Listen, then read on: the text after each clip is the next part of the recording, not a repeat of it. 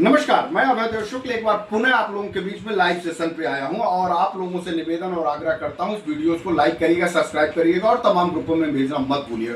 बेहद ब्रेकिंग खबर के लेकर के आपके बीच में आया हूं। जैसा कि आप सब जानते हैं कि कल सहारा और सेबी के प्रकरण में सहारा ने एक एप्लीकेशन मूव किया था, उस पर सुनवाई थी और हम लोग देश भर से आंदोलन के लिए यह दबाव भारत सरकार के ऊपर और सुप्रीम कोर्ट के ऊपर बना रहे थे कि हमारा भी पक्ष सुना जाए।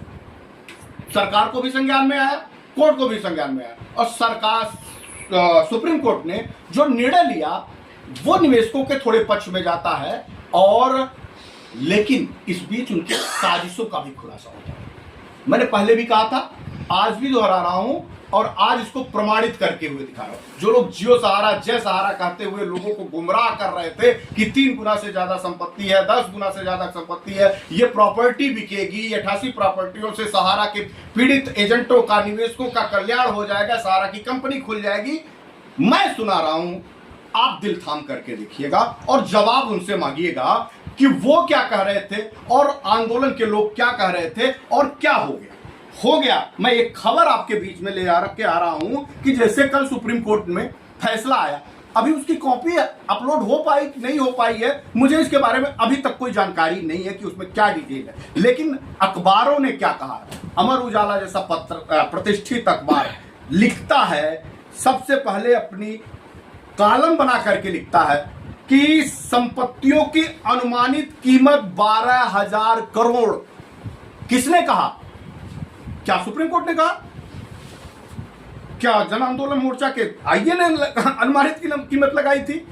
क्या और कोई रिटियाज करने लगाई थी? क्या सरकार ने कहा था? नहीं नहीं नहीं नहीं नहीं, कहा सहारा के वकीलों की समूह ने। उन्होंने वो पिटारा खोला है, उन्होंने वो सीलबंद लिफाफा खोला है जो उसमें डील पैकेज थी और वो कहता है कि उसके वकील कपिल सिब्बल एंड टीम कहती हैं कि सहारा ने अदालत को बताया कि उसकी कई संपत्तियां विभिन्न प्रतिबंधों के आदेशों के अधीन है और उससे न्यायिक मंजूरी मांगी गई है ताकि बिक्री से प्राप्त राशि का उपयोग बकाया देनदारियों को पूरा करने के लिए किया जा सके। जमाकर्ता ध्यान से सुनिएगा और वो भी लोग ध्यान से सुनिएगा जो लोग जियो सहारा जय सहारा कहते वो कह रहे थे कि आंदोलन में मत जाइए, आपके पैसे का भुगतान ऑफिसों से हो जाएगा।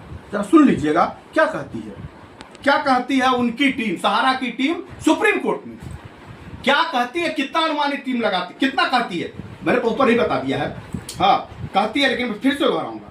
यह कंपनी ने यह भी बताया कि उसने 88 संपत्ति प्रस्तावित बिक्री के लिए अडानी प्रॉपर्टी को एक टर्म शीट पे हस्ताक्षर किए हैं। 88 प्रॉपर्टी जिसमें सहारा एमबी वैली, सहारा शहर, तमाम और लोग, सहारा का लखनऊ भवन जैसे 88 प्रॉपर्टियां कहा है, जिसको आप लोग ड्रीम प्रोजेक्ट ये बता रहे थे कि सहारा एमबी वैली है जो 3 लाख करोड़ से ज्यादा की प्रॉपर्टी है। अकेले 86 करोड़ उसकी मूल प्रिंसिपल अमाउंट है, पता नहीं क्या क्या बक रहे थे, लेकिन उसमें वो भी शामिल है।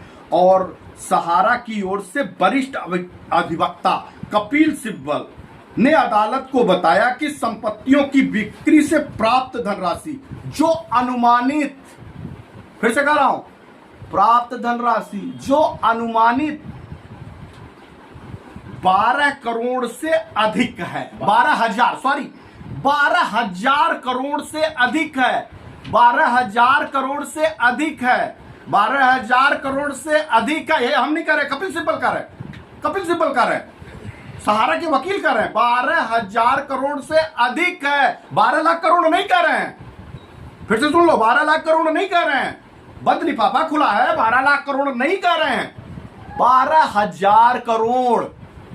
ये 88 कंपनियों की अनुमानित राशि प्राप्त राशि से अधिक है, बकाया देनदारियों के लिए जमा की जाएगी।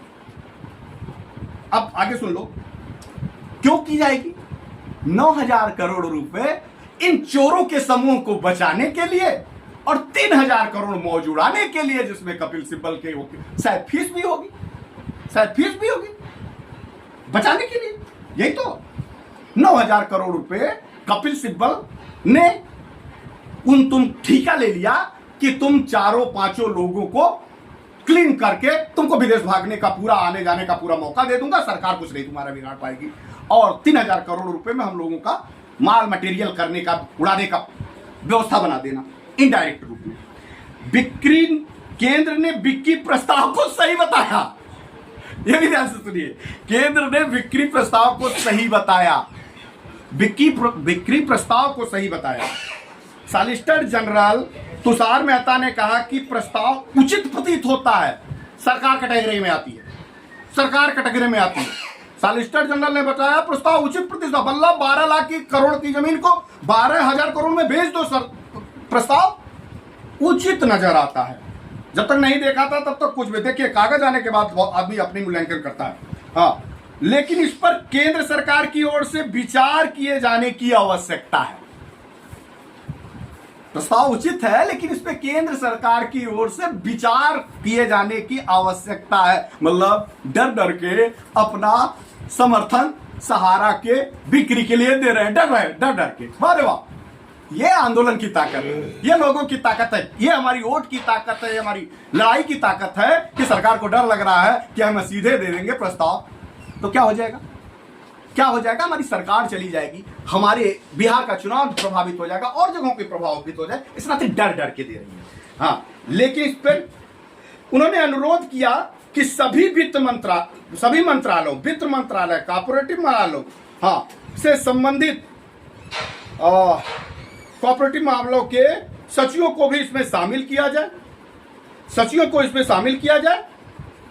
सेबी की ओर से वरिष्ठ अभियंता अरविंद दातार ने कहा कि सहारा सेबी की संपत्तियां बेच सकता है बशर्ते बिक्री मूल्य के, सेबी ने कहा है, ध्यान दीजिए, जिस सेबी को आप लोग ये कह रहे थे कि ये सेबी ने गड़बड़ किया, सेबी ने गड़बड़ किया, आज सेबी रोक करके बैठी है, ये कह रही है कि संपत्तियां बेच सकता है बशर्ते बाजार मूल्य के 90% से कम ना हो, कम ना हो। वो रोक नहीं रही है, वो आपका पैसा रोक नहीं रही है, वो आपको पैसा देने के लिए कह रही है, कहवा रही है, और इनको रोक रही है कि 90% से कम ना हो सर्किल रेट। इस पे उसने ऑब्जेक्शन कहा। हम तो सेबी को बुरा कह रहे थे, सेबी को, अथॉरिटी को, तमाम लोग कह रहे थे सेबी ने गड़बड़ कर दिया। अरे आज बचाया है ना सहारा को, आज सहारा के निवेशकों को, एजेंटों को, तो ये देखिए ना, बोल रही है, यहां आके इसने एप्लीकेशन मूव कर दिया है कि 90% से कम में बेचो, 12,000 करोड़ रुपए क्यों बेच रहे हो यार। तो इनके सारे के सारे करनी को खोल करके काला चिट्ठा रख दिया है, और इस आदेश की कॉपी में आप साफ साफ आने वाले दिनों में देखेंगे कि उसमें सेबी ने अपनी महत्वपूर्ण भूमिका अदा करी है, और ये कहा कि देश के निवेशकों के हितों से अनदेखा किया जा रहा है, सर्किल रेट से कम पे ना बेचा जाए, कम से कम 90%। इस नाते जो लोग ये कहते हैं कि सेबी गलत थी, सेबी अपने अधिकारों के लिए, सेबी देश के निवेशकों के लिए आज भी इतने दबाव के बाद भी खड़ी है ताकि देश के निवेशकों का पैसा सुरक्षित हो जाए। मैं किसी का समर्थन नहीं कर रहा, गलत कोई हो उसका विरोध करूंगा, लेकिन जो सच दिख रहा वो कहूंगा, वो कहना मेरा अधिकार है। अगर मैं सच कहना बगावत है तो समझो मैं भी बागी, और ये बगावत मैं करता रहूंगा। आज जो किताब उनकी कागज बोल रहे हैं, आज जो परिस्थितियां बोल रही है, वो दिखाई दे रही है कि आज के डेट में सेबी ने आपका समर्थन किया ताकि आपका पैसा ना डूबने पाए। सरकार कह रही है प्रस्तावित है, लेकिन विचार करिए, धुलमिल नहीं रत्ना रही है। अब क्या करेंगे आप, फैसला आपको लेना है। ये वीडियो आपके हाथ में छोड़े जा रहा हूं, लड़ना है, पैसा लेना है, या अपने आप को डुबो देना है। धन्यवाद।